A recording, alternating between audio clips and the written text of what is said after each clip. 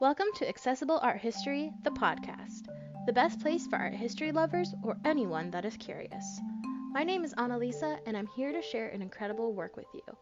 Just a quick reminder before we get started. All sources and images will be posted on the Accessible Art History blog. You can find the link in the episode description as well as on our Instagram at accessible.art.history. Now that we have that out of the way, let's get started. This episode marks the beginning of Season 3 of the podcast. Now that we've covered prehistoric and ancient art, we are finally moving into the medieval world. This is a diverse period that covers about 1,000 years of history, so I'm going to do my best to cover it in only a 5-episode season. The major reason for this change was the rise of Christianity. It started as a small offshoot of Judaism and quickly spread throughout the world. One of the earliest centers was Rome, where today's piece is located. In the Catacombs of Priscilla, there is a room, or cubiculum, filled with paintings. One of them depicts Christ as the Good Shepherd and will be the podcast topic for today.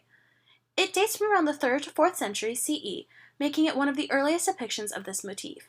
To learn more about this piece and early Christianity, then keep on listening. Due to its location in the dome of the cubiculum, this work has a circular composition. In the center, we see a young, beardless, toga-wearing Christ. He is a slight contrapposto pose.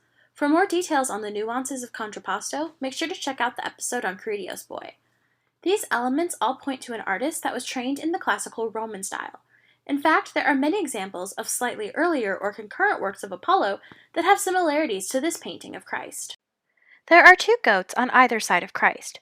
Behind them are 2 trees with doves sitting on top. This was a detail that the artist added to show that this scene was occurring outside in nature. In addition, doves were a traditional symbol of hope. It was a dove that carried back a branch after the Great Flood, showing that waters had receded and land was near in the Old Testament. Combined, the scene would have told early Christians to have hope and faith because Christ would guide them through any storm. The city of Rome was one of the earliest hotspots for the development of Christianity.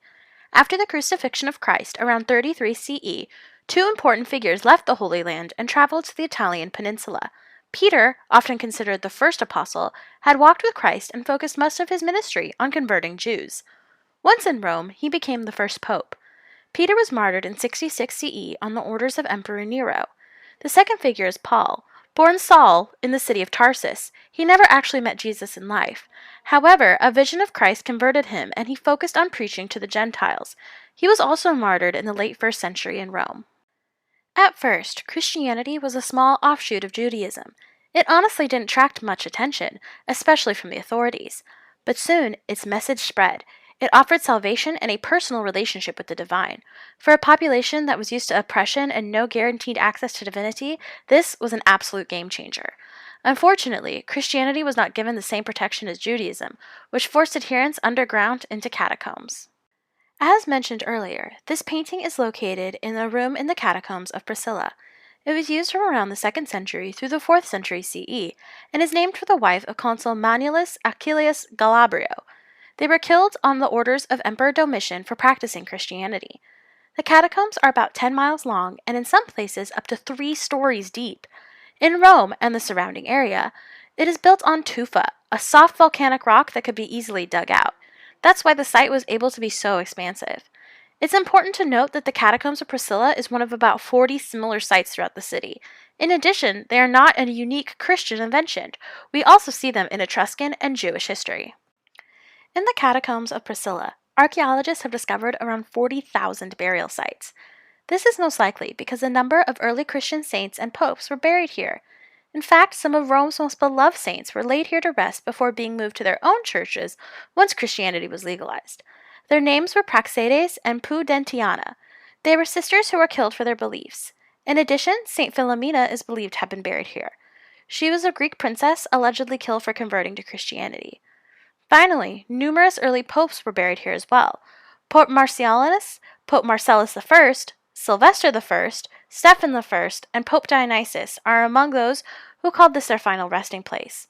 By having so many important holy figures in one place, it's no wonder that early Christians wanted to be buried there as well. One of these burial chambers has been dubbed by archaeologists as the Cubiculum of the Veiled Woman. It is one of the most richly decorated rooms in the catacombs. This indicates that it was built by a wealthy family. Besides the Christ as a good shepherd work, there is also a scene of Abraham sacrificing Isaac. This was seen as the Old Testament companion to God sacrificing his son Jesus for humanity's sins. There were also several peacocks painted on the walls. These are traditional symbols of immortality. The cubiculum gets its name from the second largest, after Christ is the Good Shepherd, painting. It features the same woman in 3 different stages of her life. On the left, she is being married to her husband by a priest. On the right, she is holding her newborn child. Finally, in the center, she stands worshiping. This pose is called orant by art historians. Although her name has been lost to history, it is clear that she was loved and had a deep connection to her faith. Next, I'm going to discuss how images fit into early Christianity. But first, we are going to take a quick ad break.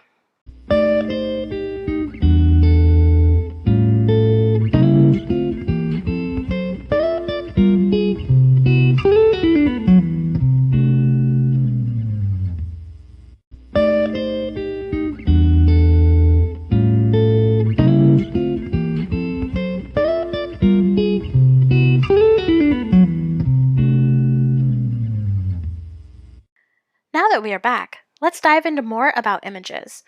Unlike pagan religions, there is a specific law banning the use of images in both Judaism and Christianity. It can be found in Exodus 20:4 and reads, "You shall not make for yourself an image in the form of anything in heaven above, or on the earth beneath, or in the waters below." These images, specifically that of Christ as a good shepherd, seem to come into direct conflict with that. However, the early Christians did not believe that these were graven images. They were simple representations that aided in the contemplation of the divine. Christ as the Good Shepherd was one of the most popular of these representations. It can be found in 2 places in the Bible, Psalm 23 and John 10:1-21. Jesus was always looking out for his people, the sheep.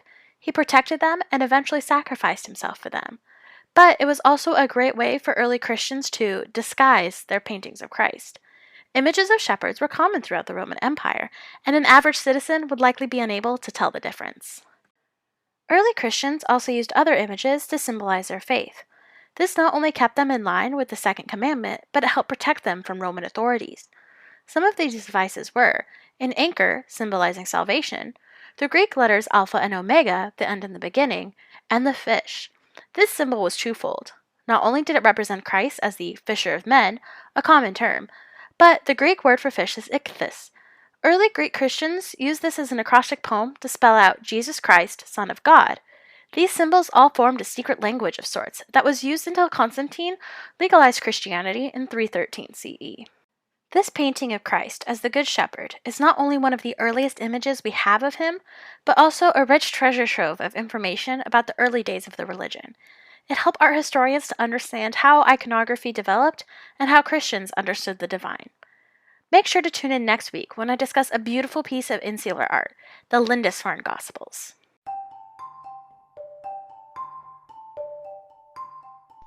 Thank you so much for listening to this episode of Accessible Art History, the podcast. Make sure you follow us on Instagram at accessible.art.history for updates and keep an eye out for our next episode.